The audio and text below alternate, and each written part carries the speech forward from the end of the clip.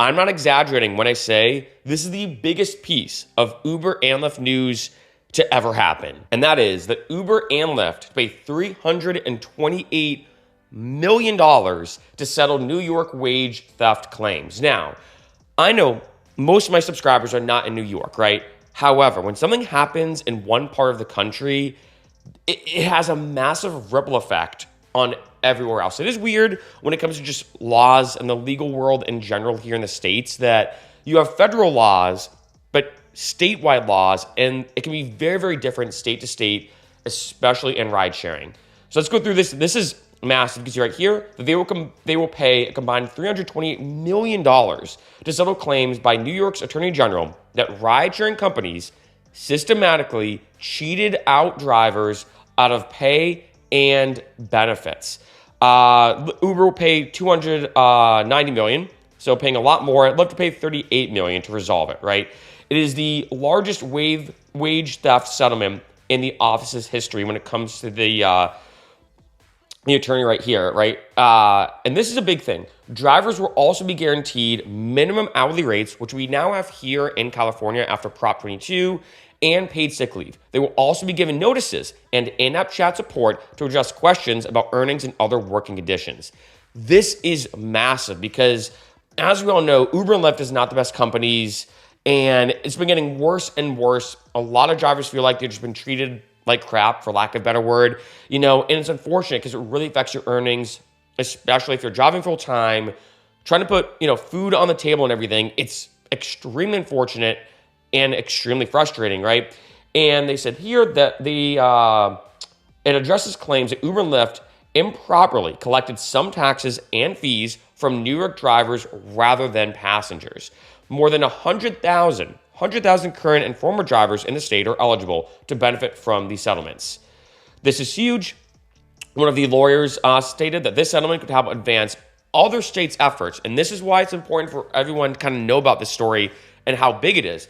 This settlement could help advance other states' efforts to reach a recovery for drivers whose rights have been violated. And this is a big thing. I've done videos about this. I've talked about this. It is a very tricky arena. And it's the whole idea of rideshare drivers being independent contractors or employees.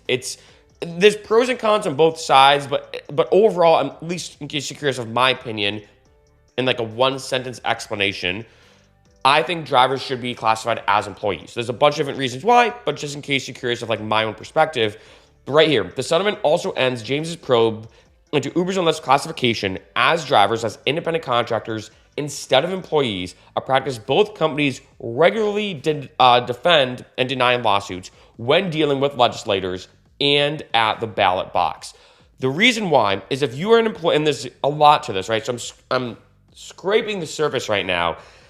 The reason why is if you are an employee, you get a lot more protection.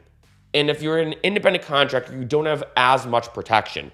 So Uber and Lyft is kind of using I almost look at it as an immature cop-out. They're like, hey, well, you're an independent contractor. You got deactivated. Well, it's not our fault. You're an independent contractor. You're trying to get protection. You're trying to get unemployment assistance. You're trying to get all these things. Well, it's not our fault. They're trying to kind of almost do this blame game where they're trying to be well, it's not us. You're independent contractors. So sorry, but we have nothing to do with it, right? And it's super annoying. You can see here, Uber and Lyft, both based in San Francisco, denied wrongdoing and called their settlements a win for drivers. I like how they also put this in quotation marks. Got to give, Reuters credit. So it's going to be interesting to see what happens from here on out, right? They said right here that Uber's settlement helped put to rest the classification issue and will be a model for other states. Lyft said in a separate statement, it believes it has always properly classified drivers as independent contractors. Again, this is all BS. I hate to say it. The reason why they really are pushing that drivers are independent contractors, not employees, they make up excuses. They've been running ads when Prop 22 happened here in California. They spent millions, I think it was tens of millions of dollars, because basically it screws over Lyft and Uber more because they're like, wait, now drivers have protections, and it could lead to other things. I know there's been other YouTubers out there, like the Rideshare Professor, who's even done videos about potentially having rideshare unions, right, for Uber and Lyft drivers. And this is super, super important to look at, right? And there is only a little bit left of this article, but I think this is kind of an important note that Uber and Lyft have long defended against claims nationwide that they shortchange drivers. I mean, come on, like they do. Many of whom are immigrants, out of paying benefits, including by refusing to classify them as employees. This is why, and I think this is super important, that drivers need to be classified as employees in order to get all these benefits and protection in case something goes wrong, which does happen a lot. Certain pay requirements, like a minimum hourly guarantee, which now is happening in New York, and a lot more. Both companies have said that many of their drivers prefer working as independent contractors. I actually call BS. I think that even drivers who do, I mean, I know there's some who do, don't get me wrong, but I think some of the drivers who do, I think Uber Lyft misleads them, right? Though I remember here in California, they were running ads being like, do you not want a flexible schedule anymore? You don't want to be classified as an employee. And it's like, not necessarily. I mean, it gets very tricky, right? But not necessarily. And this is what gets really interesting. Again, the lawyers accuse Uber and Lyft of improperly deducting sales taxes and fees for workers' compensation funds from drivers' payments, though drivers should be paid those amounts, right? And this is kind of ridiculous. He also said that both companies also deny drivers sick leave that state and New York City employees are legally entitled to receive. So Uber and Lyft has been doing this a ridiculous amount in New York and other places as well, right? This is not surprising probably to anybody.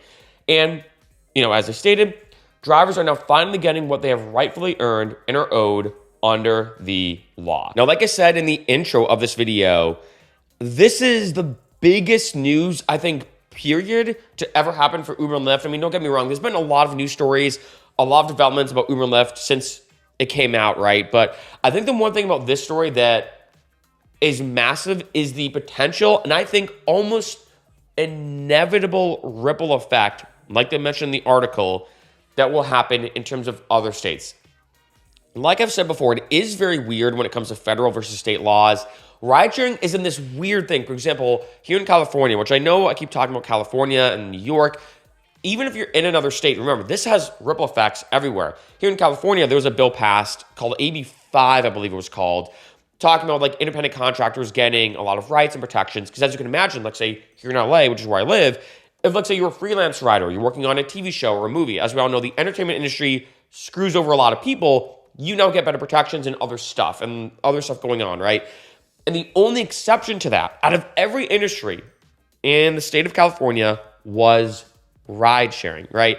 And Uber and Lyft, of course, has a lot of money, especially Uber. They pour a lot of money into ads. And I think some of them kind of tell, I think, especially me seeing them a lot when Prop 22 was happening, they almost ran ads that had like a partial truth and then extrapolated it out as opposed to telling the whole story, right? And I've talked to a lot of drivers, and I will say there are some drivers who do want to stay as independent contractors.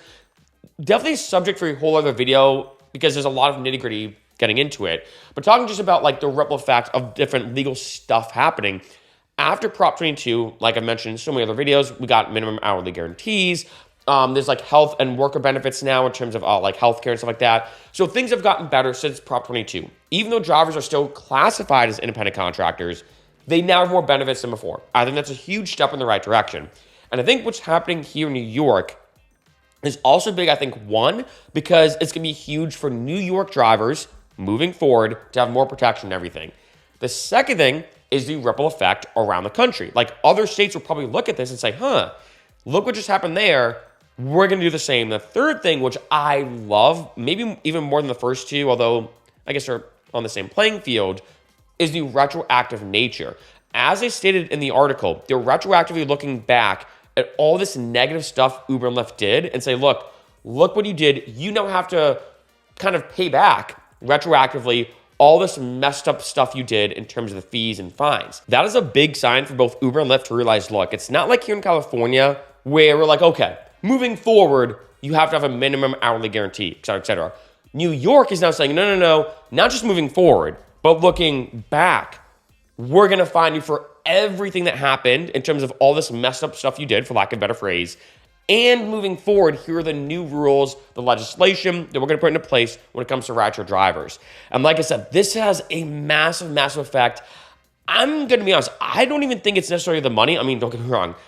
$328 million is an absurd amount of money. However, I think it's not as much as the money, even though that's a big amount, as more as the principle and more as how this foundation now has been built in New York. And other states may look to build that same exact foundation. I'm telling you, for all the drivers out there that have been looking for protection, like I mentioned, there's been a lot of other YouTubers talking about things like rideshare unions and whatnot. This seems to be, from my perspective, the first big news story, or the first big thing, for lack of a better word, to happen that is now giving rideshare drivers significantly more protection and is a good kind of example for other states of what to do moving forward. And although, like I said, this is just New York, just for New York drivers, it is almost inevitable that this is going to create a massive ripple effect around the country to make ride sharing better for everybody.